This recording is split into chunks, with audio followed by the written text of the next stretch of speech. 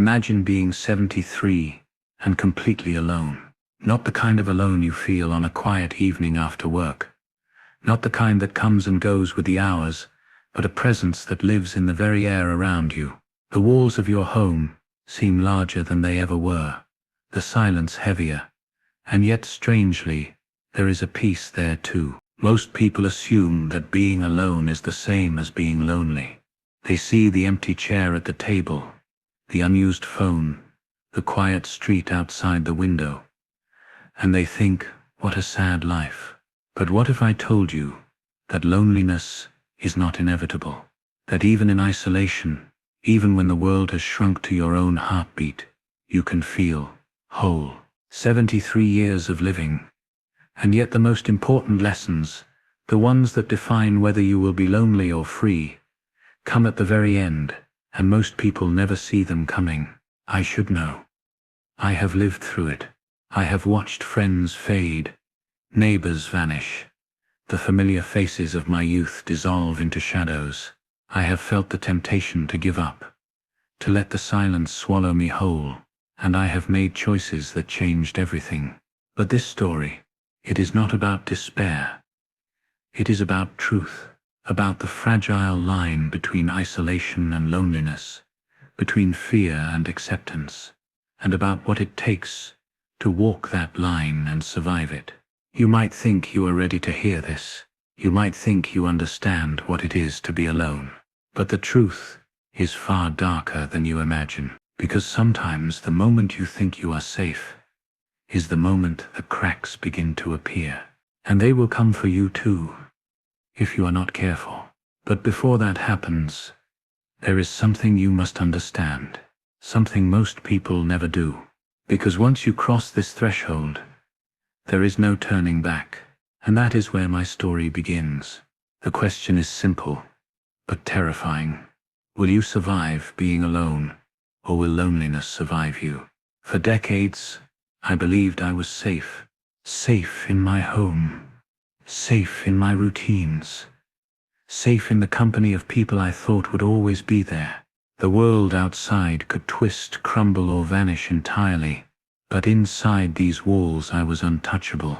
It's strange how easily we convince ourselves of safety.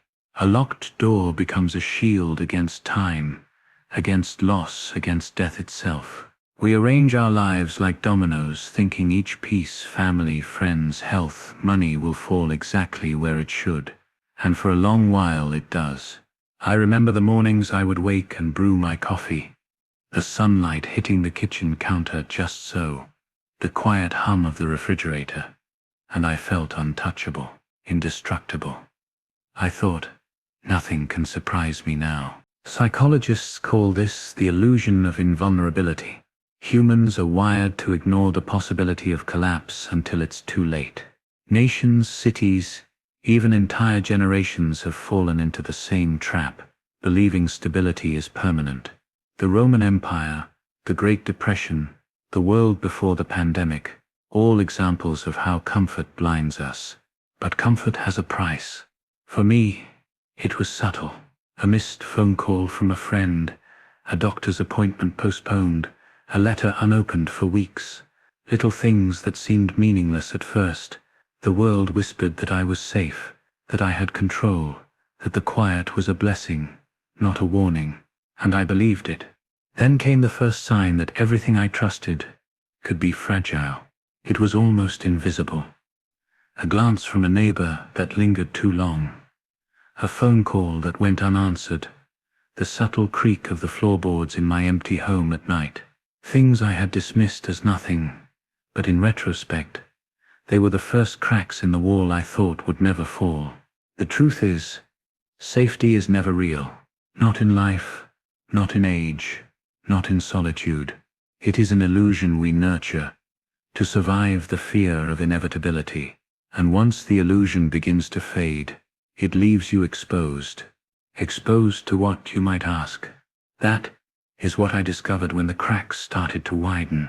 Because no matter how much you think you are prepared, the moment reality intrudes is the moment you realize how alone you really are. And for some, it is already too late. The first cracks are never loud, but they are deadly. And the moment they appear, life as you know it begins to unravel. The first cracks were almost imperceptible. A friend didn't call back. A neighbor walked past without a word. The streets, once familiar and comforting, started to feel distant, like a city I had always known was slowly slipping into shadow. At 73, you begin to notice the small things. The way your body hesitates before standing. The way your memory stumbles over names you thought were permanent. The way time stretches yet compresses, leaving mornings and evenings indistinguishable. You tell yourself it's nothing. It's just age. It's just life. But deep down you feel it. The unease, the whisper that grows louder each day. Something is changing. I remember walking down the hallway one evening. The lights flickered for a moment. Nothing catastrophic, nothing dramatic. Yet, my heart pounded. I realized then how fragile everything had become. The certainty of my life, the routines, the habits, the people I relied on, was no longer guaranteed. We all do this, don't we? We rationalize the warnings. We tell ourselves, it's just a glitch. It's just a coincidence. It's nothing. Because the alternative, the acknowledgement that control is an illusion, is terrifying. And yet the cracks continued to appear. A call that never came. A familiar cafe closing its doors. The mail piling up, uncollected, like a silent testament to time slipping away. At first, you dismiss it. You convince yourself you are strong enough to withstand it. And for a while, you are. But life has a way of testing that strength. One morning, I sat in my kitchen with a cup of coffee. The sun poured through the window, warm and beautiful, yet I felt empty. My reflection in the glass didn't recognize me. The house, my sanctuary, seemed to echo with absence. And in that moment, I realized the cracks were not small anymore. They were widening. People around me, the ones I trusted to notice, to warn, to help, continued, as if nothing had changed. They smiled. They nodded. They carried on with life, blind to the slow erosion happening right in front of them. That is when the real fear began. Not the fear of being alone, but the fear of being ignored. Because when cracks appear in your life, no one sees them the way you do. They are invisible to the world, yet all-consuming to you. And that is a kind of loneliness you cannot escape. I remember standing by the window that evening, watching the light fade, listening to the distant hum of the city, and I thought, this is only the beginning.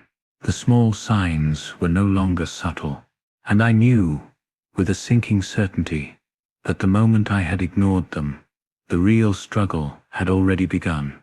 The question was no longer if the cracks would grow, but whether I could survive them. The cracks are no longer invisible. And the world's indifference is far more dangerous than any emptiness. The cracks had grown too wide to ignore. Friends no longer stopped by. The familiar greetings from neighbors became rare. Clipped, even the phone. Once a lifeline was silent more often than not, and yet denial clung to me like a second skin. It's nothing, I told myself. I'm fine. I'm independent. I can handle this. But denial is a clever thing. It whispers in the shadows. It convinces you that isolation is a choice, that absence is temporary, that the world will resume its rhythm if you just wait. And the world does not wait. The small discomforts escalated. Misplaced keys became lost days. Forgotten appointments became weeks. Bills stacked. Letters went unanswered. And even the simplest tasks like preparing a meal or answering the door became exercises in frustration. The home that once felt like a sanctuary now felt like a cage. I started noticing how society justifies inaction. Even as the cracks widen, the doctor tells you it's normal. The neighbor says, you're fine. Even family, busy with their lives, assumes everything is under control. Rationalization becomes a shared illusion. I remember one day, standing in the grocery store aisle, staring at shelves I had stocked countless times before.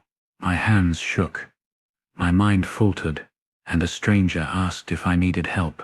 I laughed it off, embarrassed. "No, I'm fine," I said, and I meant it, or at least I wanted to. But deep down, I knew the truth. Denial is comforting, until it isn't, and when it fails, the reality it hides is crueler than anything you imagined. The walls of my home seemed to close in. Every creak, every shadow, every unanswered knock on the door felt magnified. Fear began to seep quietly into my bones. Not the kind that screams, but the kind that whispers endlessly, "You are not as safe as you think." And with every passing day, the illusion of control weakened. The cracks were no longer just in my life. They were in me, my routines, my confidence, my very perception of reality. All bending, stretching, threatening to break. I saw it in the mirror first. Not the wrinkles, not the grey hair, but the hollow in my eyes. That flicker of unease that I had tried to ignore for months. It stared back at me, accusing, and for the first time, I could no longer rationalize it away. Somewhere deep inside, I knew a heavy truth. Ignoring the signs had consequences. Denying the cracks would not stop them from widening, and pretending that safety was permanent was a lie I had been telling myself for decades. By the time I admitted it, it was already too late to reverse the momentum. The cracks were no longer subtle. They were screaming, and the world still pretended not to hear. The illusion is gone. Denial has failed, and now the moment of irreversible choice approaches, whether you notice it or not. It was a quiet morning, deceptively ordinary. The sunlight spilled over the floorboards, warm and familiar, but something felt different, a tension I couldn't shake. The cracks had widened beyond my imagination, and for the first time, I understood that there was no turning back. For years I had told myself I was fine, that solitude was a choice, that independence was a strength, and in many ways it had been. But strength can become stubbornness, and choice can become denial. The point of no return doesn't arrive with alarms, with fanfare, or with sudden catastrophe. It arrives in small, quiet moments.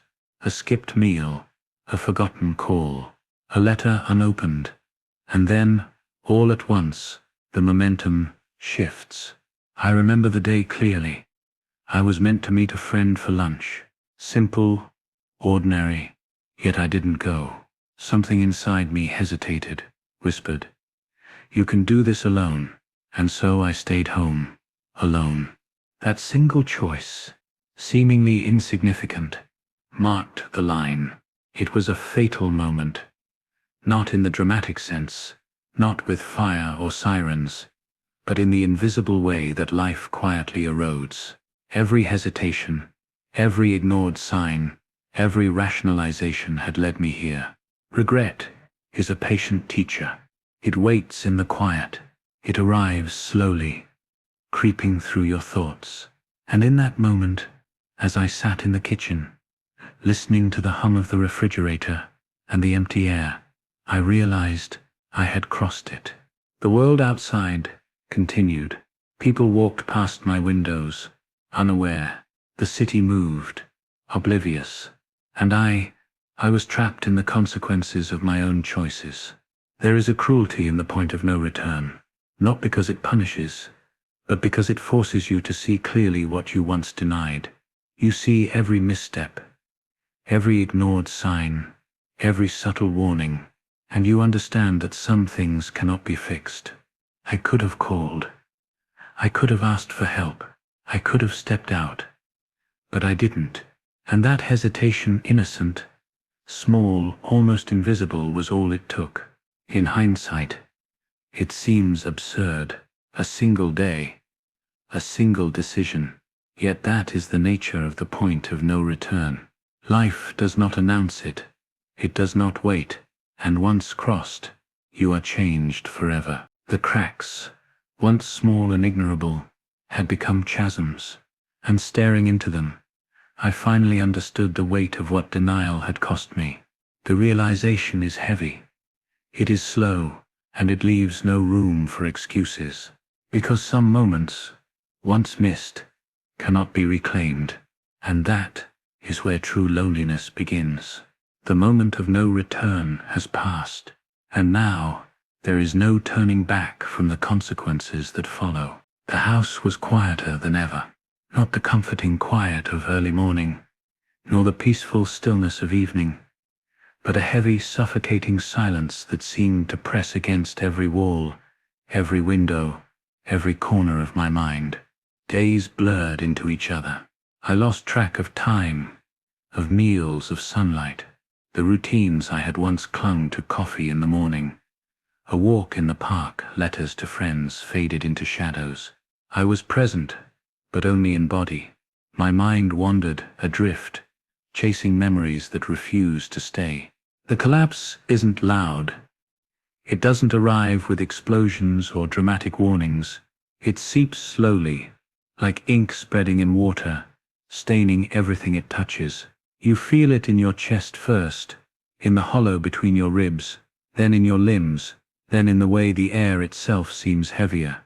I began to notice the small things that marked the unraveling: the mail piling up, unanswered, the unwashed dishes, the untouched bed.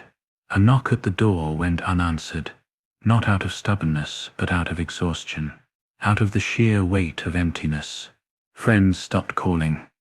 Family became distant, too busy, too preoccupied to notice the subtle signs of collapse. And so, I was left with only the echo of my own thoughts, my own heartbeat, my own memories. Fear arrived quietly, not the sudden sharp terror of a scream, but the slow, insidious fear that comes with isolation. The fear that no one will notice if you disappear, that the world could continue without you, completely unaltered. I would sit for hours, staring at the walls, listening to the distant hum of life beyond my windows. Sometimes I would speak aloud, hoping my voice would return some answer, some acknowledgement, but the only reply was the faint echo of my own words. And in that silence, I realized how fragile we really are. Not just the body, not just the mind, but the invisible threads that connect us to the world, to other people, to hope itself. Once those threads fray, everything collapses. The house, once a sanctuary, became a mausoleum of missed chances. Each day that passed without action, without connection, was another brick in the wall that separated me from the world. I could see it forming, tangible, impenetrable, and I could do nothing to stop it. Confusion followed. Memory faltered. Time lost its shape. I could remember a smile from decades ago, yet forget what I had eaten that morning. The collapse was no longer external. It was internal. My mind became the reflection of the empty house, vast, dark, echoing alone. And through it all, the world continued. People laughed on the streets below. Cars passed. Birds sang. Seasons changed. All without me. That is the cruelty of consequences. They are slow. They are silent.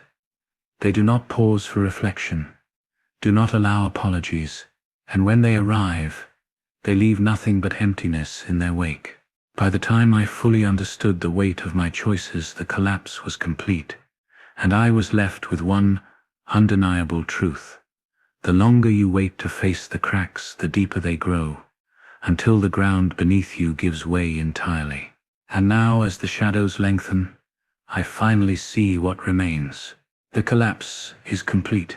The world moves on, indifferent, and in the emptiness, the first seeds of reflection begin to grow, if you are willing to see them. The silence remained. Not the silence of peace, but the silence of absence. It filled every corner of the house, every shadowed hallway, every memory that refused to leave. I was surrounded by the remnants of a life that had slowly unraveled, familiar objects, once comforting, now hollow reminders of what had been ignored for too long. In the aftermath, there is a clarity that fear and denial never allow.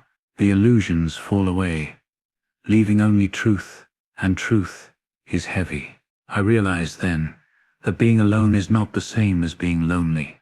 Loneliness is a choice, a shadow that grows when we hide from the signs, ignore the cracks, deny the weight of our own vulnerability.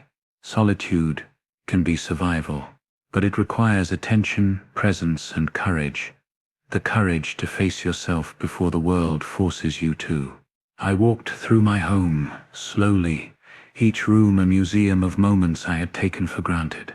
The photos on the walls, the faces of friends, family, loved ones stared back at me, not with judgment, but with a quiet, unrelenting reminder: you had a choice, and you ignored it. Regret is heavy, but reflection is heavier. I began to understand the patterns, the subtle warnings, the first cracks, the illusions of safety. Everything had led to this, the point of no return, the collapse, the aftermath. And in that understanding, a strange sense of power emerged. Not the power to undo the past, but the power to learn from it, to see it, to name it, to remember it. Because the aftermath is not just an ending, it is a teacher, a mirror, a warning. I sit now, 73, in the quiet of my home. Alone, yes, but not lonely. I have faced the shadows, walked the corridors of regret, and survived the collapse that I once thought inevitable. And in that survival, I see something few ever notice: freedom. Freedom is not the absence of solitude. Freedom is the acceptance of it. Freedom is the courage to confront the cracks before they consume you. Freedom is choosing, every day, to remain whole, even when the world has turned its back. And in that realization, I finally understood what it truly means to live alone, but never be lonely. But understanding is not enough. Awareness is not enough. There is one final truth, the warning I wish I could whisper to everyone before it is too late. And that truth will come next. I have survived, but survival carries a message, and the message is the last thing you will hear before it is too late. Listen closely. Most people never hear this until it is too late. The cracks, the small warnings, the subtle signs of collapse, they do not shout, they whisper, and if you ignore them, the world will move on without you. I have seen it. I have lived it. The quiet unraveling, the illusions of safety, the hesitation, the rationalization, the denial. And I am here to tell you, it does not wait. At 73, I have lived alone, but I am never lonely. Not because life spared me, not because fate smiled upon me, but because I chose to see, to act, to recognize the cracks before they consumed me. You will be presented with choices, tiny, seemingly insignificant choices that will define the rest of your life. A skipped call, an ignored message, a postponed visit, a word left unsaid. One day you will look up, and the cracks will have become chasms. And at that point, it will be too late. Do not wait for fear to force your hand. Do not wait for regret to become your companion. Solitude is not your enemy. Loneliness is. And the difference is entirely yours to decide. Build your connections. Pay attention to the quiet signs. Do not assume the world owes you understanding, or that time is endless. These things are illusions. Act now, speak now, reach now. Because there is a moment, always a moment, when you realize that no one will save you but yourself. I survived. But survival is not a gift. It is a lesson. And it comes at a cost. If you ignore the warning, if you wait, the cost may be far higher than you can bear. So remember this. Always, the cracks will appear. The silence will grow. The world will move on. And if you are not careful, it will be too late. The choice is yours. But the cracks are already forming.